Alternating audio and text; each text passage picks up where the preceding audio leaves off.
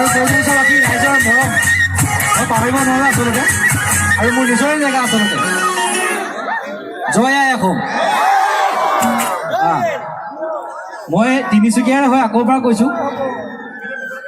যদিও গুৱাহাটীত থাকো মোৰ বৰগুৰি তিনিচুকীয়াত ঘৰ চাবুৱা জেৰাই গাঁৱত মোৰ জন্ম আৰু আপোনালোকৰ মাজৰে এজন আচলতে চ' আপোনালোকৰ মাজলৈ এনেকৈ আহিবলৈ পাই মোক খুবেই ভাল লাগিছে আৰু আপোনালোকৰ মৰম চেনেহ আৰু আশীৰ্বাদ সদায় যদি এনেকৈ মই পাই থাকোঁ নিশ্চয় মই বহুত দূৰ আগুৱাই যাব পাৰিম আৰু আপোনালোকে মোক এনেকৈ সদায় দূৰৰ পৰা আশীৰ্বাদ কৰি থাকিব যাতে মই আৰু ভাল ভাল গান বনাই আপোনালোকক মই উপহাৰ দিব পাৰোঁ আৰু নৱবৰ্ষৰ শুভেচ্ছা পুনৰবাৰ আপোনালোকলৈ যাচিলোঁ বৰডুমচাবাসী ৰাইজলৈ যাচিলোঁ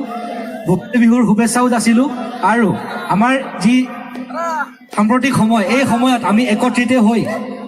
কেনেকৈ শত্ৰুপক্ষক আমি জবাব দিব লাগে তাৰ প্ৰতিও আমি লক্ষ্য ৰাখিব লাগে নহয়নে বাৰু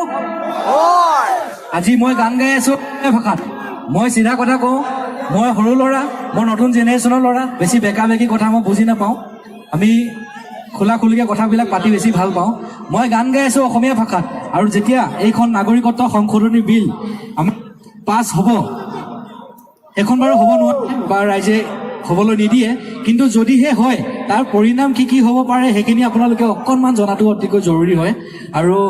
DY 365ৰ সমূহ কৰ্মকৰ্তা উদযাপন সমিতি সকলো কৰ্মকৰ্তালৈ মই অশেষ ধন্যবাদ কৃতজ্ঞতা জনাইছোঁ যে আপোনালোকে এখন এনেকুৱা মঞ্চত মাত দিছে যাতে আমি নাচি বাগি ফূৰ্তি কৰাৰ মাজতো আমাৰ যিখিনি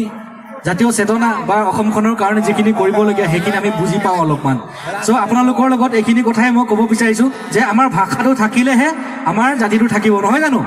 আৰু জাতিটো থাকিলে অসম থাকিব চ' সেইকাৰণে একেবাৰে সকলোৱে মিলি এবাৰে কওঁ জয়